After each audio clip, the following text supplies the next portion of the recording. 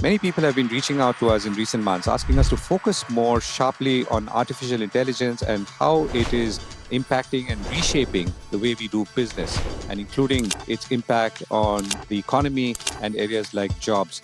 We're now kicking off a brand new series called FutureProof, where we speak to industry leaders about how artificial intelligence and technology as a whole, or rather everything future forward, is transforming businesses across the world. And what better place to begin than with a company that's already operating at the frontiers of technology, Walmart. Think about 5 billion products in the catalog and tens of thousands of transactions every minute. And of course, how AI is powering everything from product discovery and personalized shopping to content cleanup and quality control. In this episode, we go inside Walmart Global Tech and understand how cutting edge technology and artificial intelligence is driving and reshaping how this retail giant operates at scale, serving millions of customers across the globe every day. And joining me today is Akhil Vishwanathan, who heads Walmart's tech operations from India.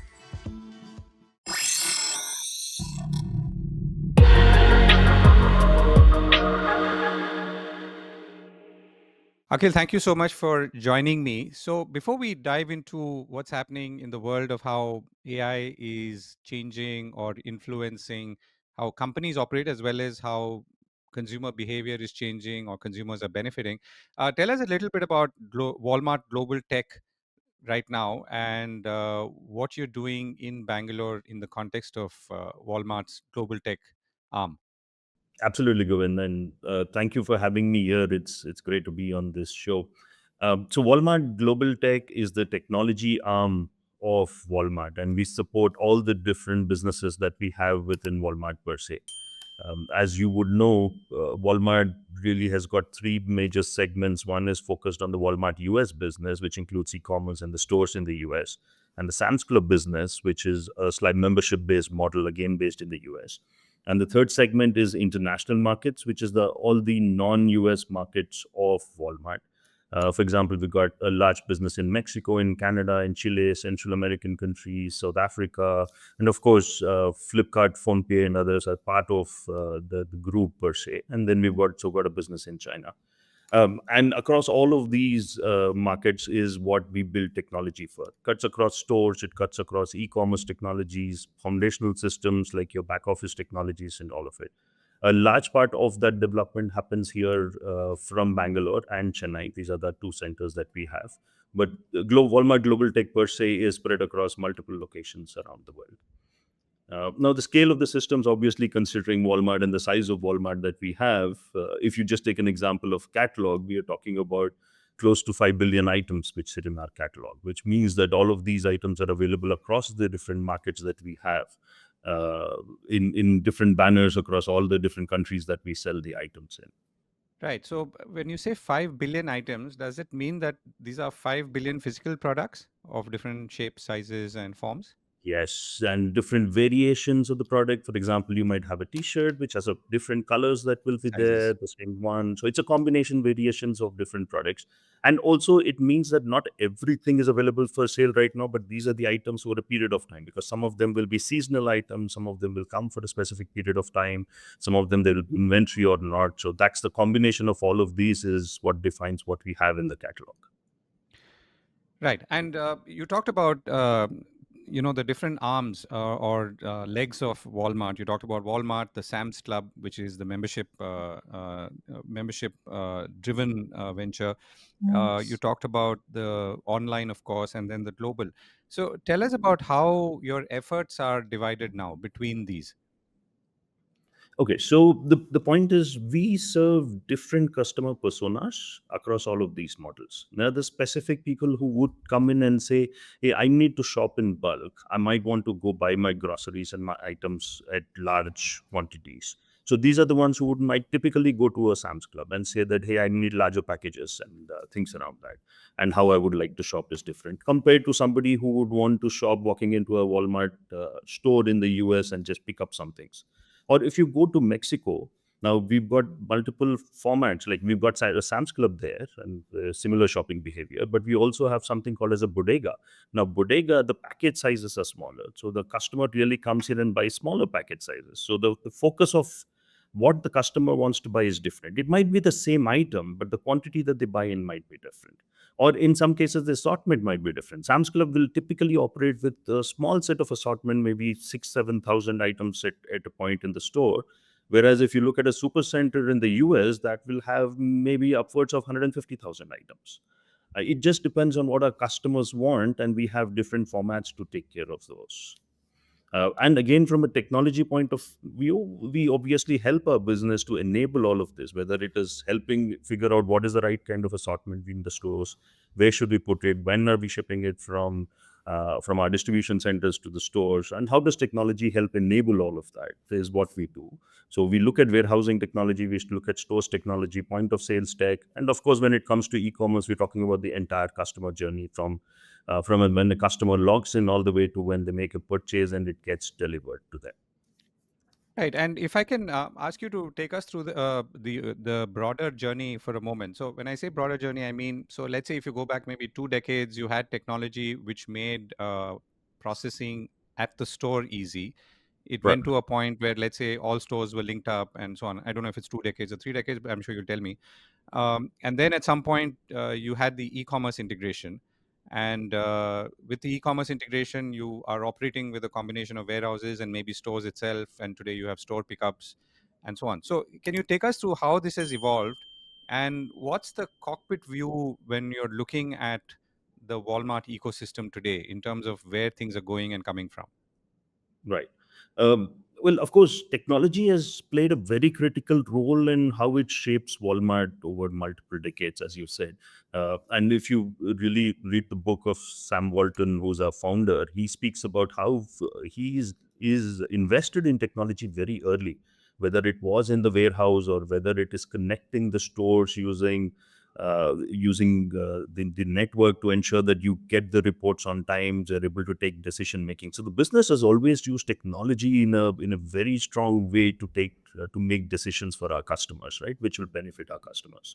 And as you spoke about, retail changed shape as technology outside started changing shape. Obviously, internet and with e-commerce coming in, a lot of things changed about how customers would shop. With the smartphones advent, you've seen the way how people people shop. It's completely changed. And if you remember, as a tidbit is it was you have a Cyber Monday sale, which happens across in multiple countries, and it is called Cyber Mondays because people did not have internet at home, so they used to go to the office on a Monday, and then they have connectivity and they were able to shop.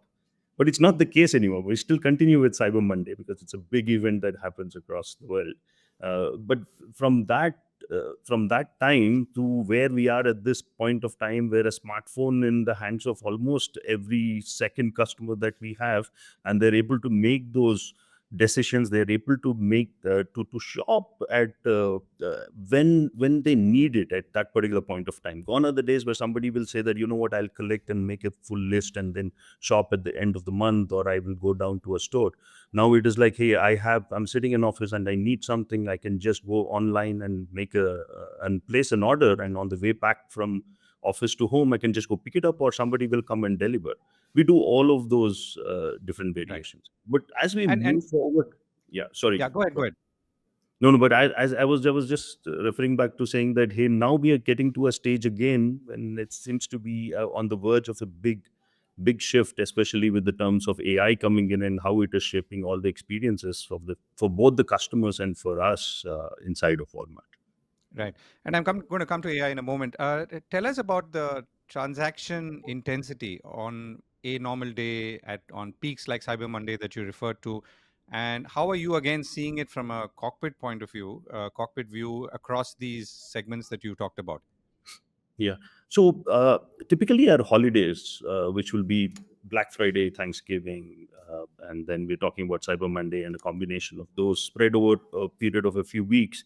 What we used to do earlier is that we used to have all of these holidays in the stores, where the customers used to come in, look for products, find it, buy it then and there, and go. But we've managed to move slightly away from that towards more of an online based shopping idea, where customers can shop at different points of time, and we do have some peaks and things like that. But typically we go to thousands of transactions per minute. I don't have the number at the top of my mind, but it is tens of thousands of transactions per minute at the peak, when we have customers logging in and actually purchasing something with us at the time of holidays. And again, on a typical day, it's hundreds of transactions per minute, and we're talking about transactions. We're talking about orders per minute. So these are placed orders. This is not necessarily traffic. And if you look at our traffic, will be at least 10 to 15x of the number of orders that we Right. have. And this is across all the, I mean, this is across the Walmart universe, which includes Flipkart in India, right? No, this does not include Flipkart. This includes everything which is Walmart, Walmart US, that we're talking about primarily, and then obviously depending on the different countries, the numbers I gave you were mostly Walmart US. Okay. But for the other countries, they're slightly smaller in size. But what you would have is a number which meets the economy and then the total number of customers we have there. So, from a technology point of view, that is from your point of view, these are silos into which you inject technology and technology developments as you go, or are these all sort of unified at some top level? We do have unification. We do operate off a platform perspective. So uh, you'll have to understand that the history of Walmart is that or the way we operate from a business is also a very federated way of operating. We do want to take care of our customers at a local level, right? What do they want in Mexico could be different from what they want in Canada, what they want in South Africa, and of course the Indian customer nuances are different. So we do not want to lose focus of that. We want to ensure that the business has got the independence to operate in the market in the way that they want. So we approach tech in the same way. We say that, hey, what is core to retail? Where we buy from our sellers and suppliers, and how do we make it available to our customers? The generic part of retail is a platform from a tech perspective. But we do have localizations which are very specific to the market, the nuances that they want. How do you deliver in Mexico is different from how you deliver in the US. It could be based off the same tool or the platform, but the way it is implemented could be different. Or, for And example, that is cash being on done delivery. in Bangalore or Hyderabad. Yes, yes. So a large part of our population or the software engineering population sits here in Bangalore and Chennai. Right. And these are the two places that we are in. But of course, we've got a large software population which is sitting in the US also, and we've also got teams that are sitting in Mexico, in South Africa, for example, really focused on the local markets as required. Right. So Bangalore and Chennai. Sorry. Tell us about the data intensity now. I mean, you talked about products. You said there are 5 billion products across the universe. Not everything is available at a point of time, but most of it is. You've talked about the number of transactions that are happening every minute and how it peaks, let's say, at times like Black Friday or Cyber Monday. So, what are the kind of data points that we're talking about now? And what is the sort of database size structure that responds to it? Yeah, that's a good question. Obviously, it's in terabytes of data that we're talking about. The amount of data that we capture, but I'll tell you what. This is how I would explain it. We want to understand what our customers are looking for. So that means that we want to understand our traffic. Where when they and I'll talk about it from an e-commerce perspective. Sure. It's easier to capture data in that rather than really track a customer on how they walk in the store, which we can do. But from an e-commerce perspective, we are talking about traffic coming in. What are they searching for? What kind of search results did they get? Did they actually interact with the page? What were the engagement levels? Did they add it to the cart? And finally, did they buy it? Right? That's the journey that we're talking about. And we've got different data points at different parts of this journey. And we capture it and we say that, hey, there was an X amount at the top of the funnel. These were the number of customers who actually logged on. Where did they come in from? They might have come in from a Google search. And nowadays, obviously, if it is Gen AI based search which is coming in, or they could have come in from Facebook or any other social media angle, or they might have just got to Walmart.com and search for something, right? There are multiple ways that the customer finds an item. Now we figure out from where did they come in, where did they land, what did they do? Did they spend amount of time on it? Did they scroll up and down? Did they actually check reviews? What did they do? And then did they actually go and make a decision to buy something? So we have data points across this entire journey, which helps us understand, hey, what happened in the funnel versus from where the number of people have come in to finally making a decision to buy. Is it that an item is not available. That is where they couldn't find what they wanted. They did not maybe find it at the right price, or they might have not found it in the timeline that they want. They wanted it delivered in a day or two, but it might be available to delivered in 4 days. You never know it. Or they might have found an item which is similar, but not the product that they wanted. So it's a combination of all of this. So we look at data from all of these, which will help us get better as to what are the customers looking for and where can we get better at serving them. Right. And what would you say are some of the key differences between the way customers have traditionally bought at stores and your understanding of it, which has obviously evolved, versus how people are buying online? I mean, I think the thing is the amount of research that they do and the options that they have to look for products across in various different sites which are available, and how they make their buying decisions. The data that they use to make their buying decisions is not necessarily only on a Walmart site.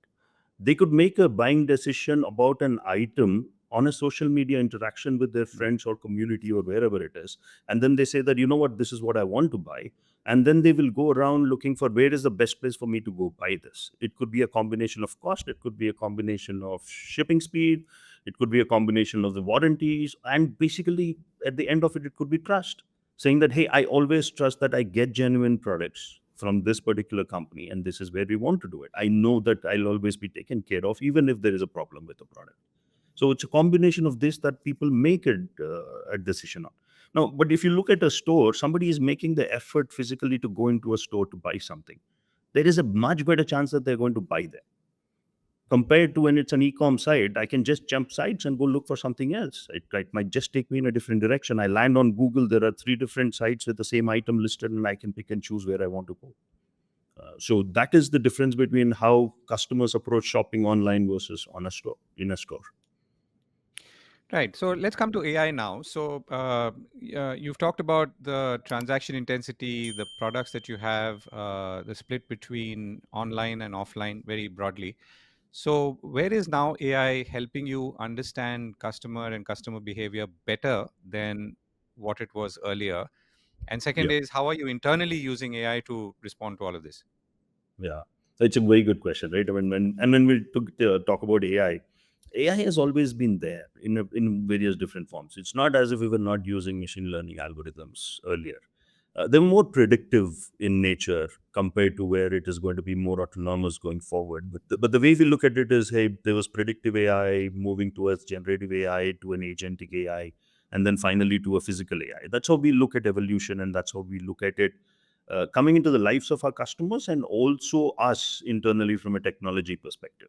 And right now, we are between a generative AI moving towards an agentic AI perspective. So it means the autonomous decision making that is there, which will become more pronounced as we get into the agentic AI and how it evolves, is what we're looking for. Now, just look at the example of the catalog I told you, billions of items. Now, how do we ensure that the quality of items, the data quality, the content quality that we look at for these items is right? How do we know that, hey, because I mean, 5 billion items, it's manually impossible for us to go look at it. And when you're talking about sellers and suppliers who are setting up these items, some of them do that millions of items, which they have in their database and their catalog is what they upload to us. And we have got systems to basically look at that. But we're using generative LLM, generative AI and LLMs at this particular point of time to improve or enrich the attributes so that it helps our customers make a decision. So when you go to a website, you look at the detail page, you open up an item, and you see the details on that, right? And then you will look for, hey, this is what the description says. If it is about a phone, this is the dimensions of the phone, this is what the screen is, there's a processor, and blah blah blah, and all of those aspects to it.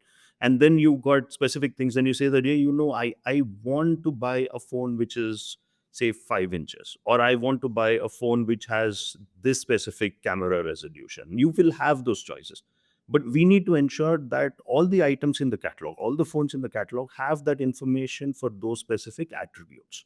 Now, it's not necessary that every attribute is filled out when it comes into our catalog. So we use our generative AI models to extract this information from either the product description Or if it is a brand from the external world, and say that, hey, you know what, this is the information which is there, we store it in the catalog, and which is great, which is where we get to. And with LLMs, instead of using double digit number of models which are very focused and precision based on a specific attribute, an LLM is a more of a generalist model which will help us fill a lot number of attributes at the same amount of time, and the right amount of training that helps it, right? So you're having one model which is able to actually fill our requirements for enriching the catalog across multiple set of attributes.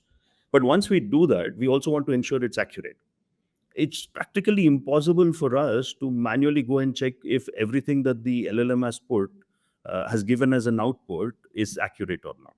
So we Hmm. use a part of a sample manual test, where there's use a few other QC models and things like that to estimate the accuracy of the information which is there. Now, all of that, which would take uh, the cleanup of, for example, of 40-50 million items that we have done last year in Walmart US, eliminated almost 100 years worth of physical effort, manual effort.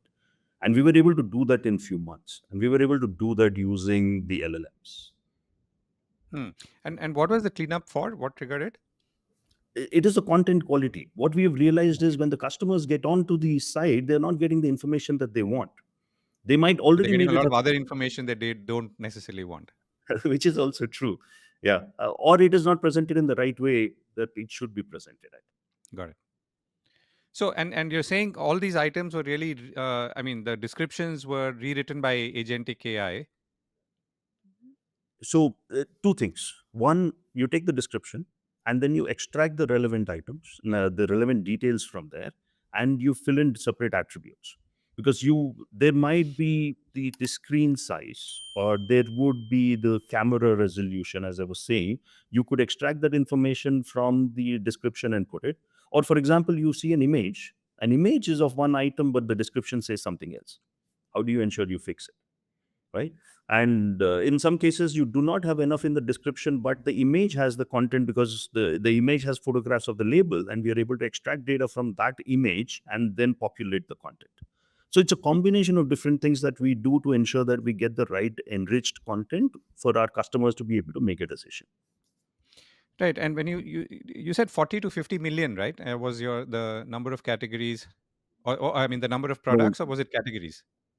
no. So it's different. So we look at product types, that those are the subcategory level of how we put on our item. So when you go to a website, you look at the site map, you will see categories. You will see electronics, and then under Hmm. electronics, you will see TVs, and then you will see phones, and you'll have a bunch of those things, right?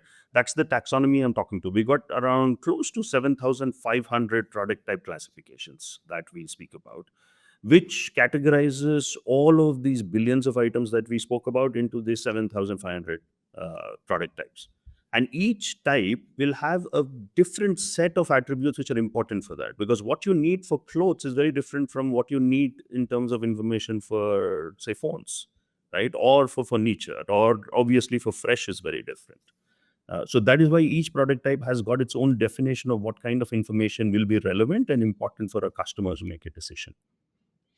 Right. So one effort, or as I understand it, one kind of effort is to clean up and make the whole description and everything around it more presentable, understandable, and also, I guess, authenticity, because you're pulling from source, as opposed Yes. to someone physically keying in and errors, possible errors, and so on. What are the other kind of applications of AI and agentic AI so far? Yeah. So, for example, on our website on Walmart.com, and on the mobile app, we have an agent called as Sparky, which we've launched a few months ago. Now, a customer doesn't need to go and do your regular search, like go to the search bar and search for it, or go through the hierarchy and find some specific items. You can interact with Sparky and say that, hey, I'm looking for an XYZ item, and Sparky gives you an output and saying that, hey, these are all the items which are required. Then you can say that, hey, can this is my budget. I want to find something within this budget. Or you say that I'm actually searching for something for my birthday or my friend's birthday, and I want something like that. Or you say that I want something which will be delivered in 2 days. Now, Sparky will curate a set of items based on the prompts that you give, or the ask that you have, and then show you a list of these items. So this is something which is already live in this. Or you could actually go and tell it that, Can you check all the reviews, because each item has got thousands of reviews? Can you check all the reviews and find out the positive reviews for this specific feature? And I want maybe a TV which gives this kind of an output in terms of audio. Can you find that using reviews? And then Sparky can actually do that for you and recommend it and say that, hey, this is what I've got based on the information that is available. And if you and then it'll directly take you to the page and say, if you want to buy from here, make the decision. And what would you say is the usage level of this feature right now?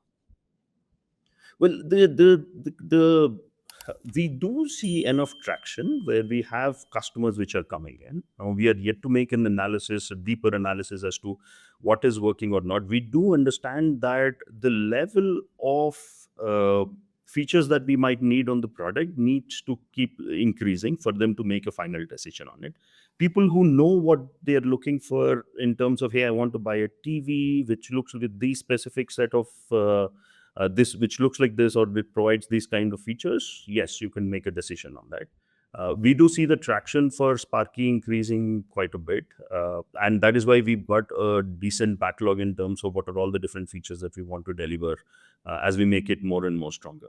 But like every agent, it takes some amount of training for it to get better. Hmm. And I would say right now we are in the training period. And if you remember, we spoke about it earlier. Which we're moving in from a pilot to a stage where customers or users can actually use it to make decisions. But agentic AI or AI per se, right now, is at a stage where it can recommend. The final decision making is left to the customer. And I think the Right. recommendations are getting stronger as we have more and more people interacting with it. So, is this because, I mean, so I have a couple of questions now from through this. I mean, one is, I know that everyone is introducing some level of intelligent AI conversation partner. I don't know if that's the right word, or bot, which Personal will agent. do this. Is it because you feel that there is demand, or you're anticipating demand, or even seeding demand, or are people actually asking for this? I think it is. I think it's a combination. People are trying to figure out how to use generative AI in your day-to-day life. I think corporates have moved, and companies have kind of figured out a little more than it, because we're using it in various different forms. For example, we even have got coding assistants, right? We have got generative AI models which will help our product managers synthesize requirements from the business, create user stories, and push it into the backlog for our developers to go do it, to build it. And our developers can use coding agents to actually help them write code faster. So you have that cycle which is existing within that, and we've got access to all of these tools to be able to do that. I think when it comes to the public outside, it's the to our customers. There is a small group of customers who are very technology savvy at this point of time, and they're able to use it. And that is where they are trying to figure out how generative AI and embedded AI models within different social media, apps and things like that is helping them make those decisions. So there is demand surely which is coming in, but we do see that in the future you will have a lot more interactions uh, with us which are happening through agents. We believe that there are various different agents. It could be a personalized agent for a customer that the customer is using, or it could be something as simple as somebody goes to ChatGPT and says that, hey, I have to celebrate my kid's birthday, what do you want me to do? And ChatGPT gives you an output, and from there it might bring you to a Walmart site to go buy. So how is it that I am ready for ChatGPT agent, so that that agent speaks to my agent and gives the information that is required, so that I can provide it to my customer regardless of where they're interacting with me on? And that is where we see the evolution going towards. It can be through a personalized agent of a customer, or it could be a generic app that is existing that somebody might be using to interact with Walmart. Right. And I'm going to come back to agentic in the context of how different countries are seeing it evolve. But let me ask you a slightly broader question once again. So, if you look at AI, or even agentic AI as we know it today, in the way it's getting rolled out, which is more practical than what it was maybe even a year ago, what is the split between usage in the front end, which is consumer facing, versus how you're using it, and the back end, that is everything else that or everything that happens before the product actually leaves the warehouse or reaches Yeah. the customer. See, we can experiment a lot more internally than we can do externally. We need to be a lot more careful when we expose something to our customers, because we want to ensure that it is giving the right amount of the right kind of data and helping them make the right decisions in that, right? So while we look at it from an e-commerce perspective, or we look at, say, our sellers and suppliers and the information that we make available to them for them to be able to take a decision. For example, we've got generative AI helping our sellers to figure out, hey, what is the kind of assortment that you want to bring in? What is selling more? What are your competitor sellers on our site selling more? Or what is selling more in the economy context and things like that? And say, this is what you can bring in, and helping them make those decisions with those data points. The thing we've invested a lot internally to what you were talking about is, hey, from a warehouse management perspective, where an associate sitting in a warehouse can interact with an agent to for any question that they have. They no longer have to pick up the phone and speak to somebody and say that, hey, I'm not able to understand this, but an agent is able to explain to them automatically. Or when you want to go pick up something, and then it says these are the recommendations, and the recommendations are coming in through an agent, through a generative AI model, right? And I spoke about the catalog pieces, which is there, and then I spoke about the developer productivity pieces. So we have agents and generative AI embedded into multiple facets of our backend business, which is not exposed to the customer. And we do have the front end customer facing apps which are existing, but we have more of that work happening behind the scenes than in front of the scenes. Right. Okay. We're running out of time, Akhil. So let me ask you a slightly broader question. So between Bangalore and Chennai, and I know you have large teams. They've been around for a while. Tell us broadly about who's doing what, and what's the division of labor like, and under the umbrella of technology, of course. And what's the kind of stuff that you're working on right now? What are the big challenges that you're working on right now, which you can obviously share with us? Yeah, absolutely. Right. And it'll kind of cover what I've spoken about. Hmm. Bangalore has been in existence for a longer period of time. It's a larger center compared to what we have in Chennai. But really, the work is distributed across both of these, not necessarily in terms of skills, but really in terms of we have the belief that we need end-to-end team sitting in a single location, which will help drive engagement, which will help drive overall efficiency and output, right? And so, for example, in Bangalore, we've got a large teams which are focused on supply chain systems, on catalog systems, on advertising business, and areas like that. So we've got teams, end-to-end teams, which are basically supporting this technology and these platforms for different markets around the world. We've got teams in Chennai who are focusing on people tech and financial and finance tech, and also different areas which are there. So again, there are large teams, end-to-end teams, including product and engineering and all the different skills that are required to deliver, sitting in these specific locations. Right. Last question, Akhil. So, what's your personal AI challenge and or fascination? That's a good question. Should I take it in the positive way or the negative way? We'll have to see, Whichever right? way. So see, there are two things. Like when I look at it from a personal life point of view, I am trying to become AI first at any point of time. For example, if I have to plan for a vacation, or if I want to buy something, I'm trying to go through one of the Gen AI things, and ChatGPT 4.0 is one that I'm working on right now. Uh, and I'm amazed at the kind of information and recommendations it is able to give. It's almost to the extent of saying, like, I'm speaking to an individual out there. And then the prompts and the conversation, there is so much of context to the conversation. I can go back to the conversation a week later and I'm still able to get that context. So that is super interesting to see how this is evolving and how it has evolved in such a short period of time. On the professional front, the where I see the big impact and where most of my focus is at this point is on the catalog cleanup, especially on enriching the content and also on predicting the accuracy of the content, because that is going to be foundational for us to help the customers make a decision. And that's where the focus for a large part of this year is going to be for us. Right. Akhil, it was a pleasure speaking with you. Thank you so much for joining me. Thank you, Govind. This was amazing.